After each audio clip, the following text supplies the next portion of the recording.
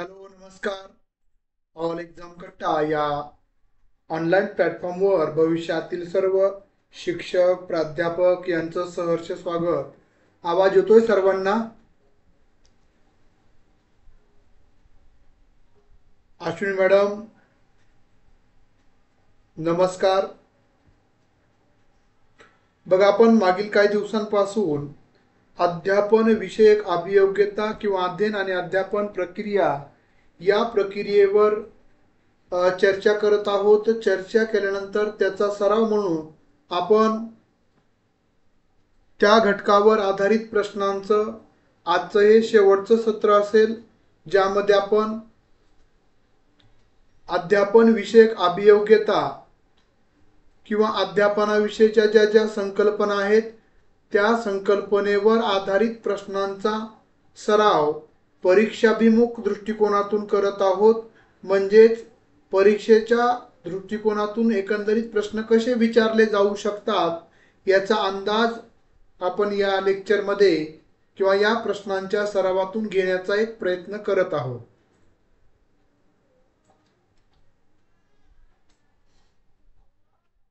Kalyani madam, Ashwini madam, त्यानंतर Sheikh madam, very good evening. चला तर मग आपण सुरुवात करूयात आपल्या सरावाला. बघा, पहिला म्हणजे 7वा प्रश्न क्रमांक 7. अध्यापनात आंतरजालाचा सर्वोत्तम उपयोग कोणता? बघा, आंतरजाल म्हणजे काय तर इंटरनेटचा सर्वोत्तम वापर कोणता? दृकश्राव्य माध्यमातून आशय सादर करण्यासाठी, शिक्षकाचा वेळ व श्रम वाचवण्यासाठी. तिसरा पर्याय अध्ययन आंतरक्रियात्मक करण्यासाठी आणि अत्याधुनिक अद्ययावत माहिती पुरवण्यासाठी. योग्य उत्तर काय असेल? आपण प्रश्नांच्या सरावातून महत्त्वाचं आपल्यामध्ये परीक्षाभिमुख विचार करण्याची पद्धत म्हणजे प्रश्नावर विचार करण्याची पद्धत आपल्यामध्ये निश्चितच विकसित होत असते. त्यामुळं प्रश्न सराव म्हणजे त्या त्या घटकानंतर करणं हे खूप महत्त्वाचं आहे. त्याचा भाग म्हणून आपण हा प्रश्न सराव घेत आहोत. तुमच्या प्रतिक्रिया चॅटबॉक्समध्ये लवकर येणं अपेक्षित आहे.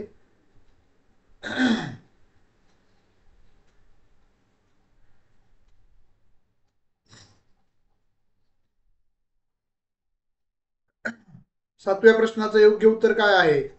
प्रश्न आहे, अध्यापनात म्हणजे शिकवत असताना आंतरजालाचा म्हणजेच इंटरनेटचा सर्वोत्तम उपयोग कोणता? तुम्ही एखादा घटक शिकवताय, त्या घटकामध्ये इंटरनेटचा कुठं तुम्हाला सर्वात चांगल्या पद्धतीने वापर करता येतो, असा सरळ साधा प्रश्न आहे. काय आहे योग्य उत्तर? तर योग्य उत्तर आहे आधुनिक अद्ययावत माहिती पुरवण्यासाठी. बघा, आपण शिक्षक या भूमिकेमध्ये किंवा अध्यापक या भूमिकेमध्ये कार्य करत असताना आपल्याला काय करावं लागतं? आंतरजालाचा म्हणजे इंटरनेटचा वापर करायचा. आता पहिला पर्याय काय आहे? दृकश्राव्य माध्यमातून आशय सादर करण्यासाठी. दृक म्हणजे जे पाहू शकतात आणि ऐकू शकतात, याच्यासाठी इंटरनेटचा वापर करता येतो. हे बरोबर आहे, पण 70% बरोबर आहे. सर्वच घटक आपण इंटरनेटच्या माध्यमातून किंवा दृकश्राव्य पद्धतीने शिकू शकत नाहीत. त्यानंतर शिक्षकाचा वेळ व श्रम वाचवण्यासाठी, श्रमाचा वेळेचा या ठिकाणी संबंध येत नाही. त्यामुळं हा सरळ सरळ चुकीचं उत्तर आहे. अध्ययन आंतरक्रियात्मक करण्यासाठी. अध्ययन आणि अध्यापन प्रक्रिया, इथं फक्त अध्ययनच दिलेलं आहे, त्यामुळं हे पण 50%च बरोबर आहे.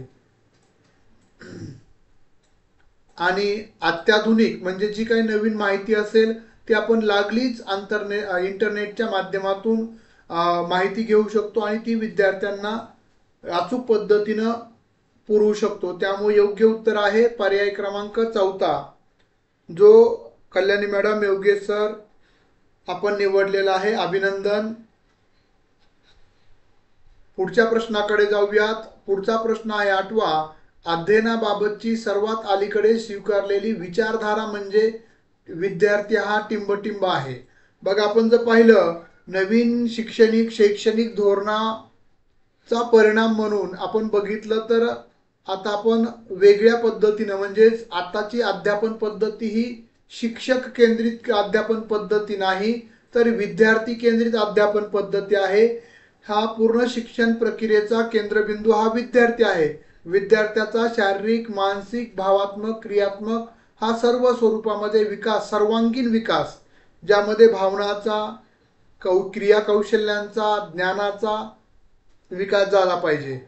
तर त्यामध्ये काय सांगितले, अध्ययनाबाबतची सर्वात अलीकडे म्हणजे आत्ता स्वीकारलेली विचारधारा कोणची आहे? ज्ञानाचा स्वीकार करणारा विद्यार्थी हा कोण आहे? ज्ञानाचा स्वीकार करणारा आहे, ज्ञानाचा रचिता आहे, का ज्ञानाचा उपभोक्ता आहे, का ज्ञानाचा संकलक आहे? प्रतीक्षा मॅडम नमस्कार, भाग्यश्री मॅडम नमस्कार.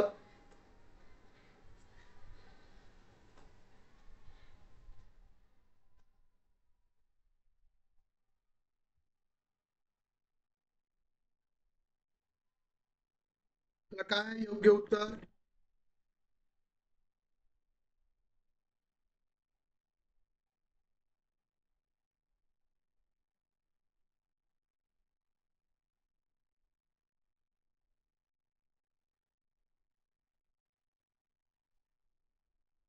योग्य उत्तर आहे ज्ञानाचा रचिता.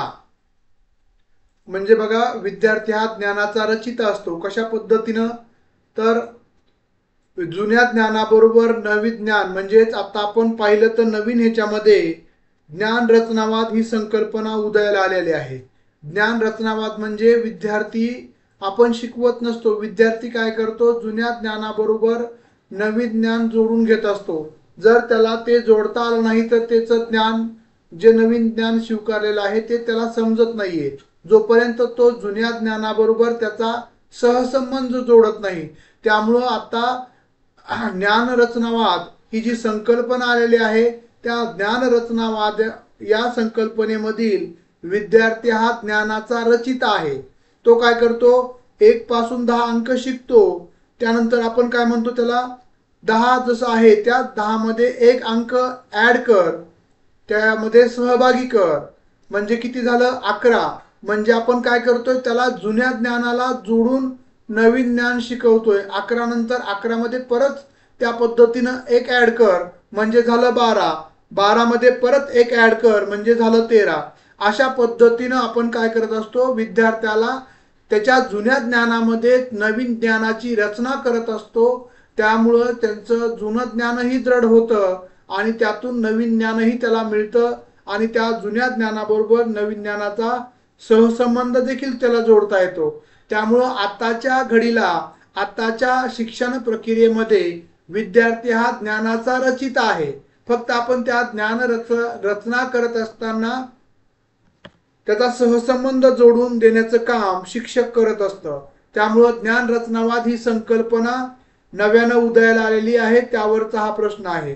आता ज्ञानाचा स्वीकार करणारा आहे, बरोबर आहे, पण या ठिकाणी 50%च या उत्तराचं, या प्रश्नाचं समाधान होतं या पहिल्या पर्यायानं.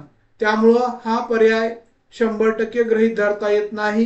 ज्ञानाचा रचिता हाच विद्यार्थ्या आताच्या नवीन शिक्षण प्रक्रियेमध्ये, म्हणजे प्राथमिक शिक्षणापासून ते उच्च माध्यमिक विद्यापीठीय स्तरावरच्या शिक्षणामध्ये देखील विद्यार्थी हा ज्ञानाचा रचिता आहे, ज्ञानाचा उपभोक्ता, ज्ञान वापरणं हेच कामच आहे. त्यामुळे हे देखील 50% उपयोगी, म्हणजे उत्तर बरोबर आहे असं आपण म्हणू शकतो. ज्ञानाचा संकलक म्हणजे ज्ञान गोळा करणारा, बरोबर आहे, ते देखील 50% बरोबर आहे. 50%च्या पुढे नाहीये. संकलन व्यवस्थित नाही झालं तर ज्ञान चुकीचं त्या विद्यार्थ्याला पोहोचू शकतं. त्यामुळे त्यामध्ये देखील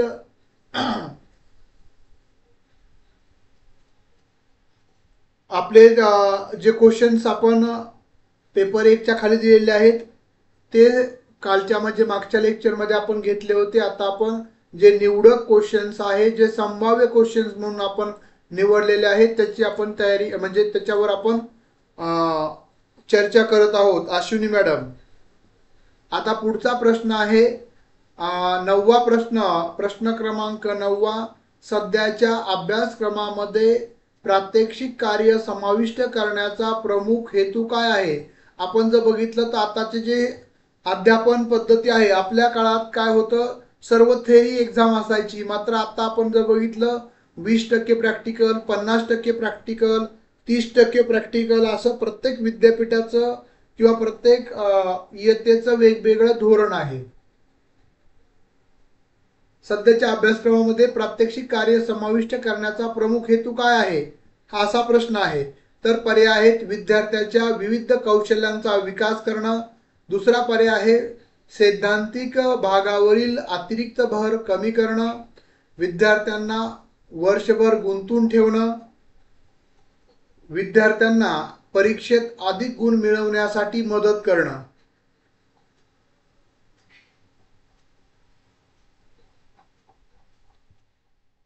योगेश सरांचं उत्तर आलेलं आहे, कल्याणी मॅडमचं आलेलं आहे उत्तर, अश्विनी मॅडमचं उत्तर आलेलं आहे, भाग्यश्री मॅडमचं उत्तर आलेलं आहे. आणि तुम्ही निवडलेलं उत्तर एवढं बहुमतानं आहे म्हणल्यानंतर ना लोकशाहीमध्ये बहुमताचा विचार केला पाहिजे. यामुळे योग्य उत्तर आहे पर्याय क्रमांक 1, हाच पर्याय योग्य आहे असं मीही म्हणेल. विद्यार्थ्याच्या विविध कौशल्यांचा विकास करणं. आता जर आपण पाहिलं तर आताचं शिक्षण हे कौशल्यावर आधारित आहे.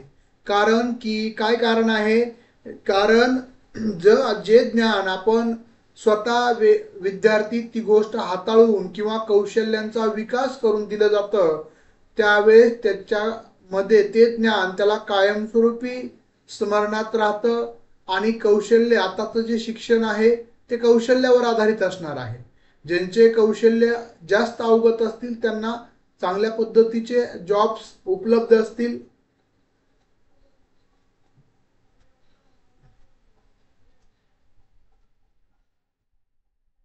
आता दुसरा पर्याय बघा, सैद्धांतिक भागावरील अतिरिक्त भर कमी करणं. असा कोणताही हेतू नाही की जे थेरीचा भाग आहे तो कमी करायचा आहे, असा कोणताही उद्देश नाहीये. फक्त उद्देश काय आहे की जेणेकरून विद्यार्थ्यांचे कौशल्य विकसित झाले पाहिजे, त्याला त्या विषयाचं ज्ञान मिळालंच पाहिजे, यामध्ये कोणतंही दुमत नाहीये. पण त्याच्या जोडीला त्या विषयासंदर्भातील जे कौशल्य आहे ते देखील त्याला अवगत झाले पाहिजे. यामुळं आताच्या नवीन एज्युकेशन पॉलिसीमध्ये कौशल्यावर भर दिलेला आहे, स्किल डेव्हलपमेंटवर जास्त भर दिलेला आहे.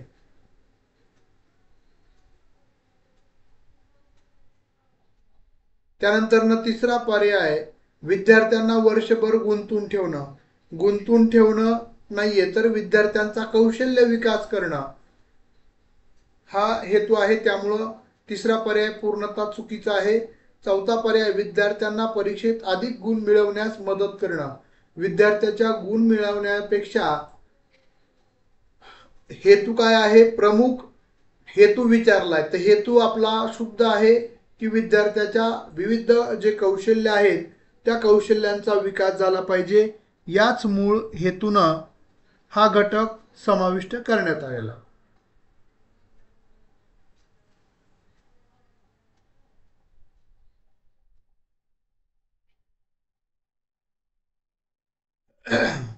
त्यामुळे योग्य उत्तर आहे पर्याय क्रमांक 1, जो आपण सर्वांनी निवडलाय. सर्वांचं अभिनंदन. पुढे जाऊयात. पुढचा प्रश्न आहे 10वा. आशय आकलनाचा सर्वोत्तम मार्ग. आशय म्हणजे कंटेन, ज्याला आपण काय म्हणतो कंटेन. आकलन म्हणजे अंडरस्टँडिंग, म्हणजे आशयाचं आकलन होण्यासाठी, कंटेन अंडरस्टँड करण्यासाठी सर्वोत्तम मार्ग कोणता आहे, असा सरळ साधा प्रश्न आहे. त्या ठिकाणी पर्याय दिले आशयाचे प्रकट व नंतर मौन वाचन करणं. म्हणजे तुम्हाला आशय समजतो का? दुसरा पर्याय आहे आशय पुन्हा पुन्हा वाचणं.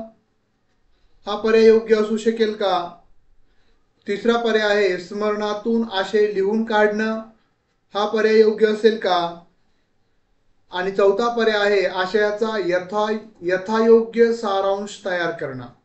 जो आशय आहे त्या आशयाचा यथायोग्य म्हणजे सर्वोत्तम सारांश तयार करणं.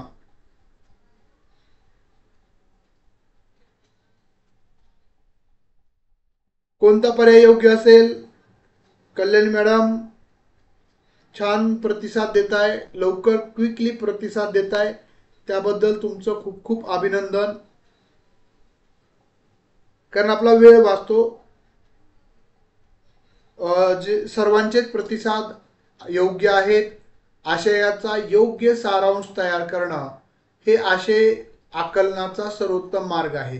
त्यामुळे मी काय सांगत असतो प्रत्येक विद्यार्थ्यांना, मी स्वतः ते फॉलो केलेलं आहे की तुम्ही स्वतःच्या पेपर 1च्या पेपर 2च्या फक्त पेपर 1च्या 5 पेजमध्ये नोट्स काढा, पेपर 2च्या 5 पेजमध्ये नोट्स काढा. फक्त 10 पेज तुमच्याकडे असू द्यात, जे तुम्हाला परीक्षेच्या 2 दिवस आधी रिव्हिजनसाठी रिवाइज करण्यासाठी महत्त्वाचे असतात. आणि त्यातून जे तुमच्यामध्ये आत्मविश्वास निर्माण होतो परीक्षेसाठीचा, तो खूप महत्त्वाचा असतो परीक्षेमध्ये यशस्वी होण्यासाठी. त्यामुळं आपण देखील आशय जो आहे, जो कंटेंट आहे, त्याचा योग्य पद्धतीनं तुम्हाला समजेल अशा स्वरूपामध्ये त्याच्या नोट्स किंवा त्याचं सार तुम्ही जर काढला तर तुम्हाला निश्चितच त्याचा फायदा होईल.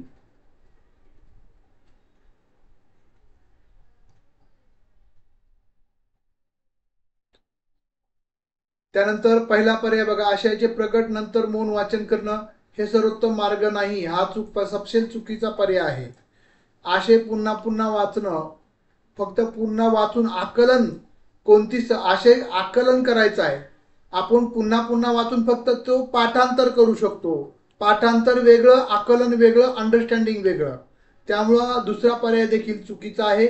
स्मरणातून आशय लिहून काढणे म्हणजे आपण तो लक्ष ठेवणे आणि तो लिहून काढणं तर नाहीये. तुम्ही पाठ करा न करा, पण त्याचा जो पर्पज आहे, तो जो त्याचा उद्देश आहे, तो समजणं महत्त्वाचं आहे. त्यामुळं तिसरा पर्याय देखील चुकीचा आहे. योग्य पर्याय आहे, जो समर्पक आहे, तो आहे पर्याय क्रमांक 4. आता पुढच्या प्रश्नाकडे जाऊयात सर्वांचं अभिनंदन करून. 11वा प्रश्न आहे, खालीलपैकी कोणते उदाहरण आंतरिक प्रेरणेचे नाही? बघा, प्रेरणा 2 पद्धतीची असतात. जर तुम्ही स्वतः स्वयंप्रेरणेनं प्रेरित होऊन, आंतरिक प्रेरणेनं किंवा स्वयंप्रेरणेनं प्रेरित होऊन जर अभ्यासाची किंवा परीक्षेची तयारी करत असाल तर तुम्ही निश्चितच यशस्वी होणार आहात.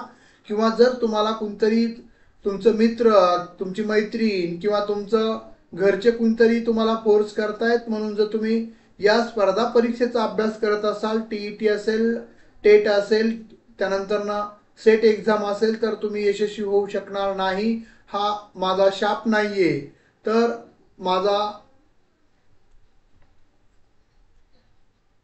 आतापर्यंतचा अनुभव आहे. जर आपण स्वतः स्वयंप्रेरणेनं तयारी करत असाल तर तुमचं यश हे तुम्ही अगदी सहजतेत मिळवू शकता. मात्र जर ते तुम्ही कुणीतरी सांगतंय त्यामुळं जर आपण तयारी करत असाल तर निश्चितच अयशस्वी होणार आहात. त्यामुळं आत्मविश्वास, त्यानंतर सातत्य ठेवायचं असेल तर आपण स्वतःची आंतरिक प्रेरणा असणं गरजेचं आहे. प्रश्न बघा, खालीलपैकी कोणते उदाहरण आंतरिक प्रेरणेचे नाही? ज्यामध्ये आंतरिक प्रेरणा नाहीत असं म्हटलेलं आहे. रामला रसायनशास्त्र विषयात अभिरुची आहे. माधवला नवीन उपक्रम जाणून घेण्याची उत्सुकता आहे. परीक्षेला बसण्यासाठी पात्र व्हावे यासाठी राघव प्रकल्प पूर्ण करतो. खरेदी विक्रीच्या व्यवसायात प्रवेश करण्याची इच्छा असल्यामुळे माधवी संप्रेषण विषयाची निवड करते.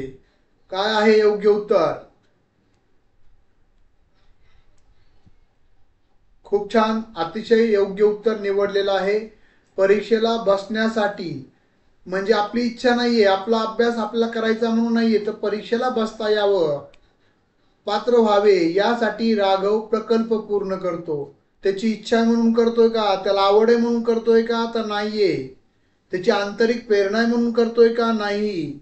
त्यामुळं आपला प्रश्न विचारला होता, आंतरिक, खालीलपैकी कोणते उदाहरण आंतरिक प्रेरणेचे नाही?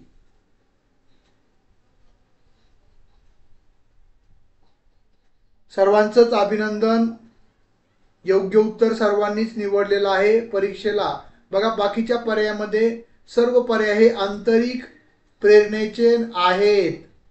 आपल्या आंतरिक प्रेरणेचा नसणारा पर्याय निवडायचा होता. बघा, रामला रसायनशास्त्र विषयात अभिरुची म्हणजे त्याला आवड आहे, म्हणजे त्याची आंतरिक प्रेरणा आहे, त्यामुळं तो रसायनशास्त्र शिकतोय, केमिस्ट्री शिकतोय, बरोबर आहे. आता माधवला नवीन उपक्रम, नवीन प्रोजेक्ट जाणून घेण्याची उत्सुकता आहे, म्हणजे त्याला आवड आहे, त्यामुळं तो उत्सुक आहे की नवीन काही काही माहिती मिळते का. त्यानंतर चौथा पर्याय, खरेदी विक्रीच्या व्यवसायात प्रवेश करण्याची इच्छा असल्यामुळे माधवी संप्रेषण विषयाची निवड करते. जी माधवी आहे ती खरेदी विक्रीच्या व्यवसायात प्रवेश करण्याची तिची इच्छा आहे, तळमळ आहे, त्याच्यामुळं ती संप्रेषण म्हणजे बोलण्याचं कौशल्य किंवा तो विषय निवडते. त्यामुळं हा देखील पर्याय आंतरिक प्रेरणेचे आहेत. हे पहिला पर्याय, दुसरा पर्याय आणि चौथा पर्याय. मात्र तिसरा पर्याय हा इच्छा नाहीये, पण आपण पात्र व्हावं या उद्देशाने आपण प्रकल्प पूर्ण करतोय, ते आंतरिक प्रेरणेचं उदाहरण नाही. समजलं सर्वांना? कुणाला काही अडचण असेल, काही डाऊट असेल तर त्या त्या वेळेस विचारत चला. पुढचा प्रश्न आहे 12वा. अध्यापन पद्धतीची निवड करताना खालीलपैकी कोणत्या गोष्टीचा विचार करण्याची सर्वात कमी गरज आहे. खालीलपैकी कोणती बाब तुम्ही विचारात नाही घेतली तरी चालतं अध्यापन पद्धतीची निवड करत असताना. उपलब्ध साधन सामग्री, शिकवल्या जाणाऱ्या आशयाचे स्वरूप काय आहे, पाठ्यक्रमाची उद्दिष्टे कोणती आहेत, आणि चौथा पर्याय आहे विद्यार्थ्यांच्या आवडीनिवडी. तर याचं योग्य उत्तर काय आहे? बघा, उपलब्ध साधन सामग्रीचा आपल्याला विचार करावा लागतो. आपल्याला सर्वात कमी विचार कोणत्या बाबीचा करावा लागतो असा प्रश्न विचारलेला आहे.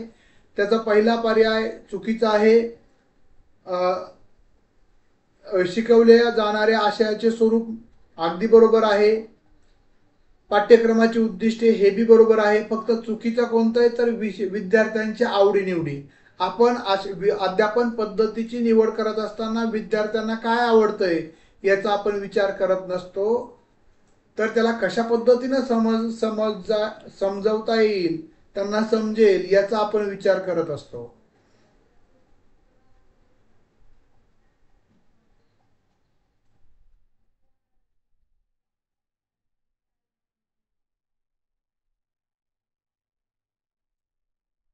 त्यानंतर 13वा प्रश्न, राम आपले विचार प्रभावीपणे व्यक्त करतो, हे रामच्या टिंबटिंब बुद्धिमत्तेच्या क्षमतेचे उदाहरण आहे.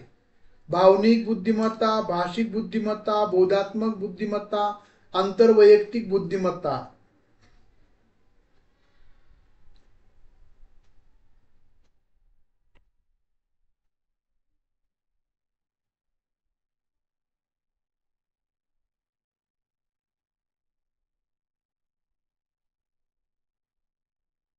राम आपले विचार प्रभावीपणे व्यक्त करतो, हे रामच्या टिंबटिंब बुद्धिमत्तेच्या क्षमतेचे उदाहरण आहे. भावनिक, भाषिक, बोधात्मक, आंतरवैयक्तिक. 13वा प्रश्न,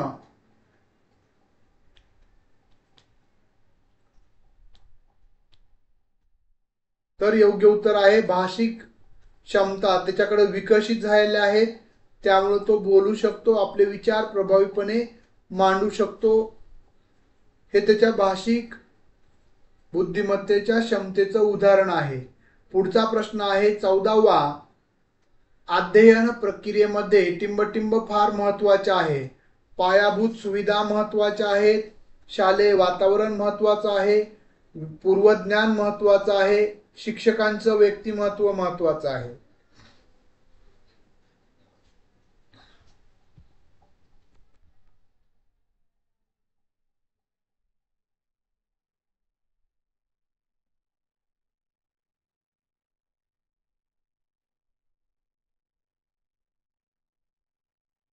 अध्ययन प्रक्रियेमध्ये टिंबटिंब फार महत्वाचे आहे.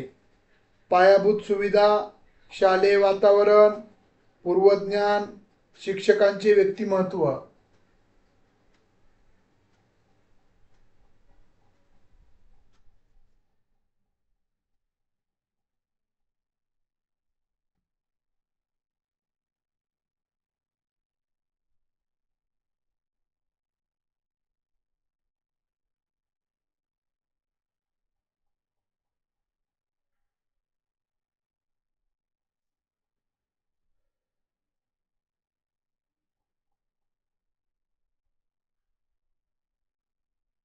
बघा, अध्यापन प्रक्रियेमध्ये म्हटलंय का नाहीये?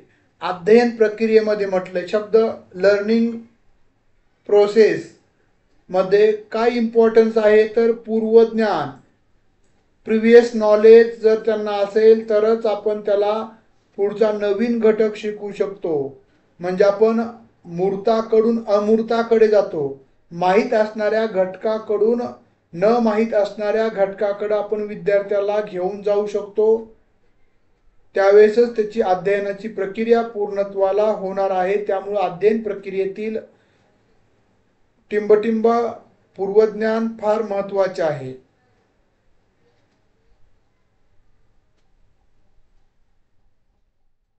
Gandhi madam, Ashwini madam, Bhagyashree madam, Ashwini madam, Yogesh sir, अभिनंदन.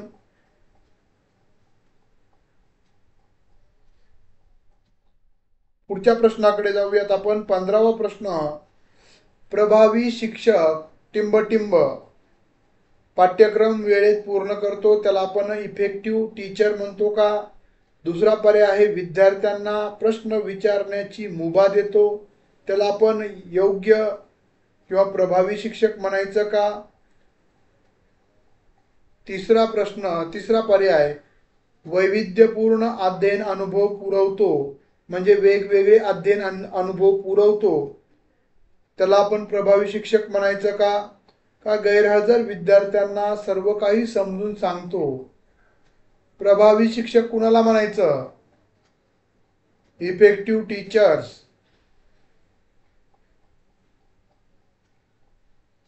काय आहे योग्य पर्याय?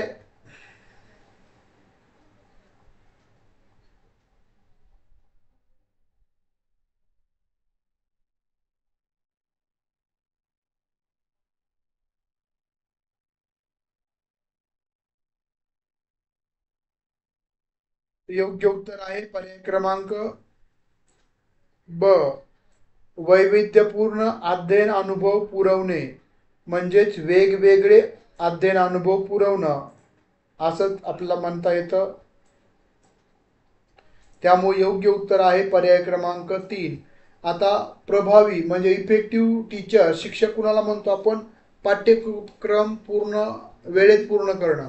प्रत्येक जण पाठ्यक्रम म्हणजे शिकवण्यासाठी तुमची नियुक्ती केलेली असते, त्यामुळे तुम्हाला तो अभ्यासक्रम हा वेळेमध्ये पूर्ण करणं हे तुमचं कर्तव्य आहे. त्यामध्ये तुमचं वेगळेपण, तुमचं विशेषता काही नाहीये. त्यानंतर विद्यार्थ्यांना प्रश्न विचारण्याची मुभा देणं. मग बघा, अध्यापन करत असताना आपण लोकशाही पद्धतीनं सर्व विद्यार्थ्यांचा समावेश करूनच विद्यार्थ्यांना समजेल उमजेल या पद्धतीनं शिकवत असतो. त्यामुळं विद्यार्थ्यांना प्रश्न विचारण्याची मुभा देतो असं काही नाही, प्रत्येक जणच मुभा देत असतात, स्वातंत्र्य देत असतात. त्यामुळं हे पण पर्याय चुकीचा आहे. आता चौथा पर्याय वैविध्यपूर्ण अध्ययन अनुभव, म्हणजे बघा एकाच पद्धतीचे नाहीये, तर म्हणजे विद्यार्थ्यांना नवीन अनुभव जर दिले, एखादा घटक शिकवत असताना त्याचेच अनुभव वेगवेगळ्या स्वरूपात वेगवेगळ्या उदाहरणाच्या माध्यमातून जर दिले तर विद्यार्थ्याच्या चिरकाल लक्षात राहतात. त्यामुळं वैविध्यपूर्ण अध्ययन अनुभव पुरवले गेले पाहिजे, हे तुमचं कर्तव्य आहे आणि त्यालाच आपण प्रभावी शिक्षक म्हणत असतो. गैरहजर विद्यार्थ्यांना सर्व काही समजून सांगणं हे तुमचं कामच नाहीये. विद्यार्थ्यांना गरज असली तर ते येणारच आहेत आणि त्यांना त्या ठिकाणी जर तुम्ही खरंच चांगलं प्रामाणिकपणे आणि खूप छान शिकवत असाल तर विद्यार्थी तुमच्या लेक्चरला येणार आहेत, गैरहजर राहणारच नाहीयेत. त्यामुळं चौथा पर्याय देखील चुकीचा आहे. योग्य पर्याय आहे पर्याय क्रमांक 3. कसे निग्लेक्ट करायचे पर्याय आणि कसे सिलेक्ट करायचे याचा जास्तीत जास्त विचार करा, त्याचं ऑब्झर्वेशन करा, निरीक्षण करा. मी कसं जे पर्याय नाहीये ते दूर करतोय, म्हणजे ते साईडला काढतोय आणि जो पर्याय योग्य आहे तो मी निवडतोय. पुढचा प्रश्न बघा, 16वा प्रश्न आहे. खालीलपैकी अध्यापनाचे उद्दिष्ट कोणते? अज्ञात तथ्याबाबतची माहिती देणे, आशय ज्ञान सोपे करून सांगणे, विद्यार्थ्यांना अध्ययनासाठीच्या पूरक सवयी लावणे का अध्ययन प्रक्रिया सुलभ करणे. बघा, खालीलपैकी अध्ययनाचे म्हणजे शिकण्याचं उद्दिष्ट काय आहे, का शिकायचंय, अध्यापनात खालीलपैकी अध्यापनाचे उद्दिष्ट म्हणजे शिकवण्याचं उद्दिष्ट, शिकवण्याचं पर्पज काय आहे. अज्ञात तथ्याबाबतची माहिती देणं, आशय ज्ञान सोपे करून सांगणं, विद्यार्थ्यांना अध्ययनासाठीच्या पूरक सवयी लावणं का अध्ययन प्रक्रिया सुलभ करणं. अध्यापनाचं शिकवण्यामागचं उद्देश काय असतो, असा सरळ साधा प्रश्न आहे.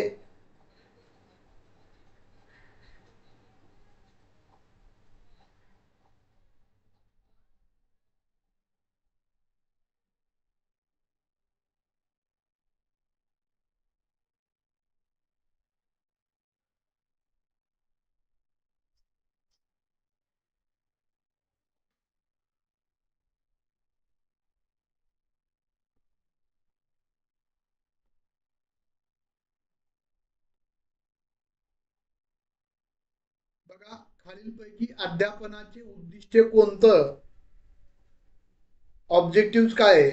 अज्ञात तथ्याबाबतची माहिती देणं अगदी बरोबर आहे, पण ते 70% बरोबर आहे. जे विद्यार्थ्यांना माहीत नाही ते आपण माहीत करून देतो, बरोबर आहे. आशय ज्ञान सोपे करून सांगणे, जो कंटेन आहे त्याचं जे ज्ञान आहे ते आपल्याला सोपं करून सांगायचं आहे, अगदी बरोबर आहे. मी 70% याबाबत देखील ॲग्री आहे. बघा, विद्यार्थ्यांना अध्ययनासाठीच्या पूरक सवयी लावणं. बघा, म्हणजेच पूरक म्हणजेच त्याच्याशी निगडीत असणाऱ्या सवयी लावणं, त्याला आपण पूरक सवयी म्हणतो. हे 100% बरोबर आहे. आपण बघा, शिक्षकाचं काम काय आहे की त्यांना अध्ययनासाठीच्या सवयी म्हणजे त्यासारख्या सवयी लावणं, त्यांना स्वयं अध्ययनाला प्रेरित करणं. त्यामुळे हे 100% बरोबर होतंय. अध्ययन प्रक्रिया सुलभ करणं अगदी बरोबर आहे. मी 80% याबाबत देखील ॲग्री आहे की अध्ययनाची जी प्रक्रिया आहे, अध्ययन प्रक्रिया सोपी करून सांगणं. अध्यापनाचं महत्त्वाचं उद्दिष्ट असतं विद्यार्थ्यांना स्वावलंबी बनवणं, विद्यार्थ्यांना अशा सवयी लावणं की विद्यार्थी स्वतः अभ्यास करू लागेल.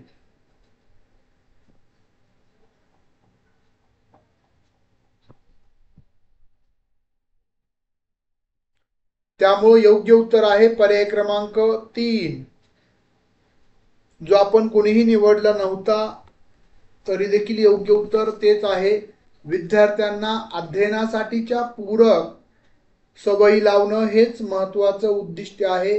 बाकीचे सर्वच उद्दिष्टे बरोबर आहे, चारही, पण त्यातला सर्वोत्तम पर्याय आहे पर्याय क्रमांक 3, ज्या माध्यमातून विद्यार्थी सातत्यपूर्ण म्हणजेच तात्पुरतं उद्दिष्ट पूर्ण होणार नाहीये, दीर्घकालीन ते अभ्यासाची त्यांना सवय लागेल आणि त्या स्वतः अभ्यास करू लागतील. समजलं? या प्रश्नामध्ये काही डाऊट असतील तर विचारू शकता. 17वा प्रश्न, अध्ययन प्रक्रियेत शैक्षणिक साहित्याची निवड करताना टिंबटिंब याचा विचार करावा लागतो. विद्यार्थ्यांची आवड आणि अभिरुची, विद्यार्थ्यांचा वयोगट, विद्यार्थ्यांचे वय व त्यांची समज, विद्यार्थ्यांचा शैक्षणिक स्तर आणि वय. जर आपल्याला शैक्षणिक साहित्य निवडायचं असेल, वापरायचं असेल, तर आपण कोणकोणत्या बाबी विचारात घेतल्या पाहिजेत किंवा विचारात घेत असतो.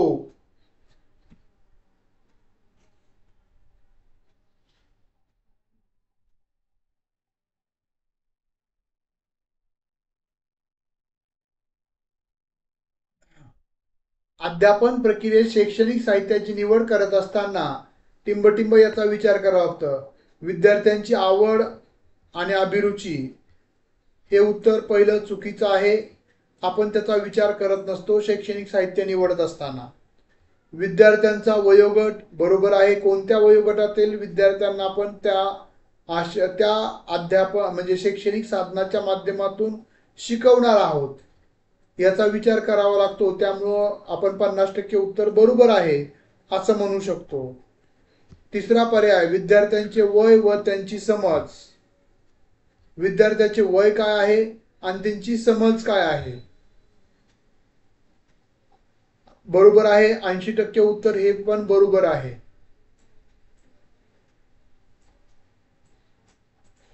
पण बघा, विद्यार्थ्यांचा शैक्षणिक स्तर, प्राथमिक स्तर, माध्यमिक स्तर, उच्च माध्यमिक स्तर आणि विद्यापीठीय स्तर, म्हणजे हे झाला शैक्षणिक स्तर आणि विद्यार्थ्याचं वयोगट.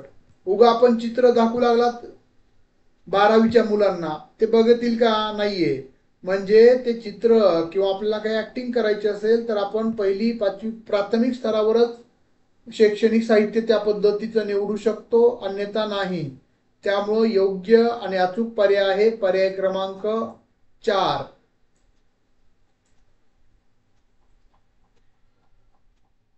गांधी मॅडम, रमा मॅडम, अभिनंदन. योगेश सर, अभिनंदन. पुढच्या प्रश्नाकडे जाऊयात. 18वा प्रश्न. अध्यापनाच्या उद्गामी पद्धतीमध्ये शिक्षक टिंबटिंब या अध्यापन सूत्राचा वापर करतात. बघा, उद्गामी आणि अवगामी, म्हणजे उद्गामी म्हणजे आधी उदाहरणं आणि नंतर सिद्धांत, त्याला आपण उद्गामी पद्धती म्हणतो. आणि अवगामी म्हणजे आधी सिद्धांत सांगतो नंतर त्याचं सामान्यीकरण सांगत असतो, त्याला आपण काय म्हणतो? अवगामी अध्यापन पद्धती किंवा अवगामी पद्धती आणि उद्गामी पद्धती. उदाहरणाकडून थेरीकडे म्हणजे सिद्धांताकडे, आणि अवगामी म्हणजे सिद्धांताकडून उदाहरणाकडे. उद्गामी आणि डिडक्टिव्ह आणि इंडक्टिव्ह मेथड ज्याला आपण म्हणतो. अध्यापनाच्या उद्गामी पद्धतीमध्ये शिक्षक टिंबटिंब या अध्यापन सूत्राचा वापर करत असतात.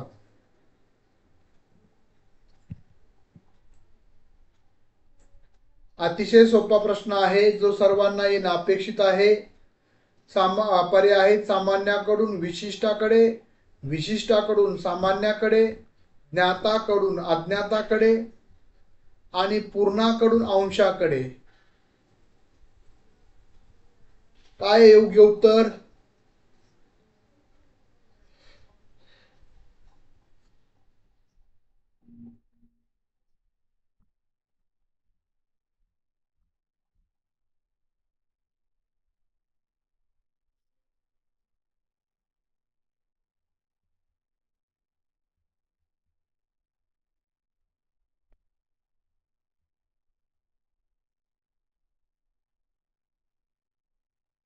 योग्य उत्तर आहे सामान्याकडून विशिष्टाकडे.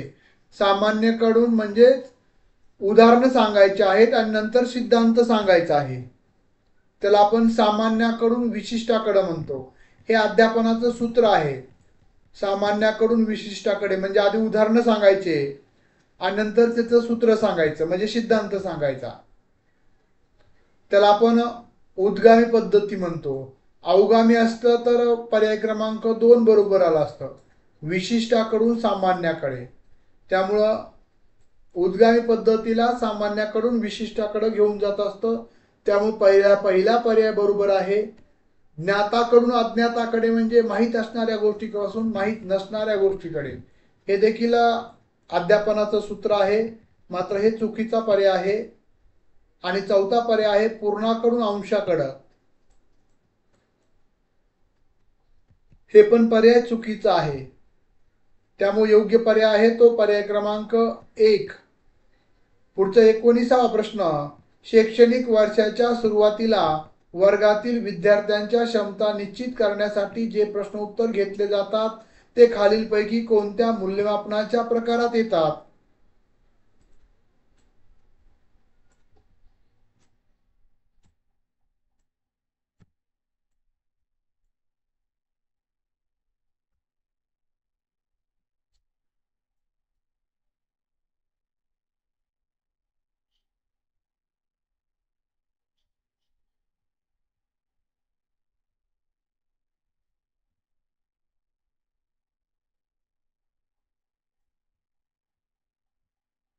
आकारिक मूल्यमापन, साकारिक मूल्यमापन, निदानात्मक मूल्यमापन, संकलित मूल्यमापन.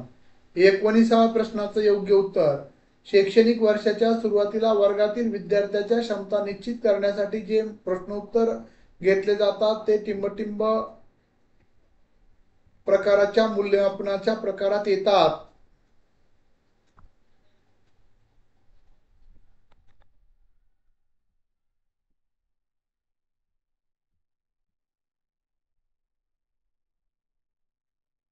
योग्य उत्तर आहे आकारिक मूल्यमापन. विद्यार्थ्याचं व्यक्तिमत्व आकार घेत असताना केलं जाणारं मूल्यमापन म्हणजे आकारिक मूल्यमापन. साकारिक मूल्यमापन म्हणजे वर्षभर केलं जाणारं, टप्प्याटप्प्यानं केलं जाणारं आणि एकत्रित केलं जाणारं मूल्यमापन, त्याला आपण साकारिक मूल्यमापन म्हणतो. निदान म्हणजेच आपण शिकवलंय आणि शिकवल्यानंतर विद्यार्थ्यांना किती समजलंय किंवा नाही समजलं याचं निदान करण्यासाठी केलं जाणारं मूल्यमापन, त्याला आपण नैदानिक मूल्यमापन म्हणतो.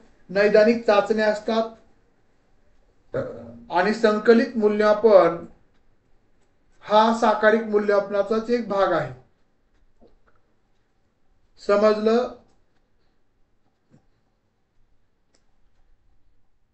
पुढच्या प्रश्नाकडे जाऊयात. 20वा प्रश्न आहे, प्रभावी शिक्षकाचे महत्वाचे गुणवैशिष्ट्य टिंबटिंब हे आहेत. उत्तम आशयाचे ज्ञान त्याला असावं, उत्तम सादरीकरण कौशल्य असावं, ओघवती भाषाशैली असावी, अध्यापनाची मनापासून अभिरुची किंवा आवड असावी. प्रभावी शिक्षकाचे महत्वाचे गुणवैशिष्ट्य टिंबटिंब हे आहेत. आता तसं पाहिलं तर हे सर्वच गुणवैशिष्ट्य मला तर महत्वाचे वाटतात, पण सर्वात महत्वाचे कोणते असं निवडायचं. उत्तम आशयाचं ज्ञान असावं म्हणजे त्याला कंटेंट नॉलेज उत्तम असावा, बरोबर आहे. त्यानंतर उत्तम सादरीकरण कौशल्य असावं, बरोबर आहे. त्याची ओघवती भाषा असावी, मोजक्या भाषामध्ये, बरोबर आहे. अध्यापनाची मनापासून अभिरुची असावी.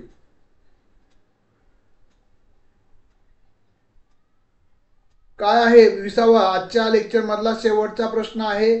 ते सर्वांनी प्रश्नाचं उत्तर अचूक निवडायचं आहे.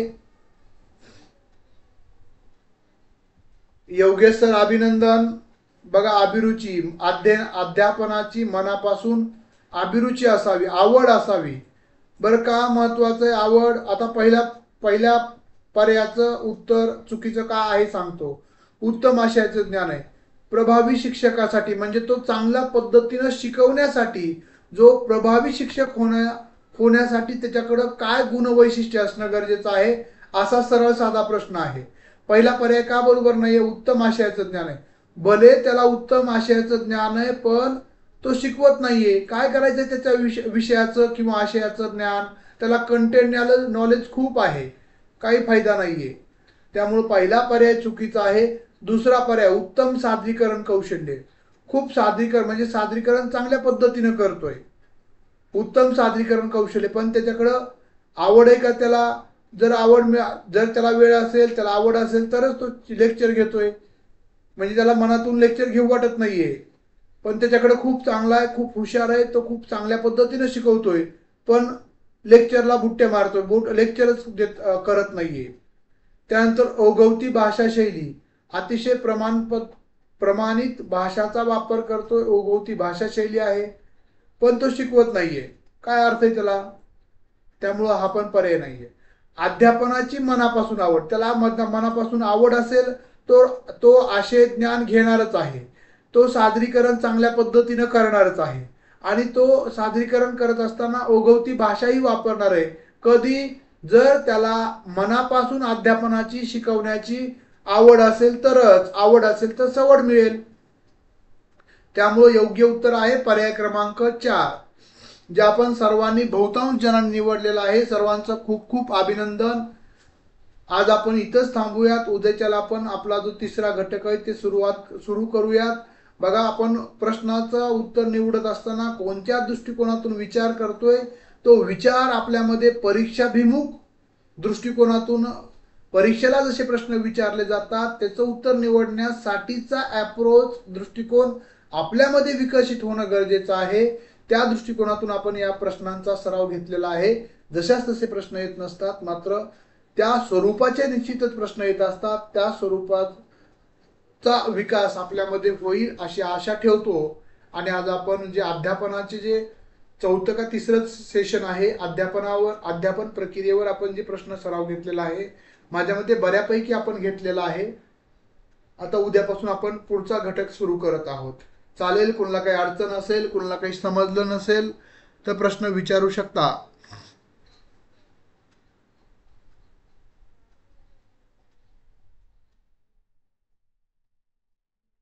चालेल, थांबूयात मग. धन्यवाद.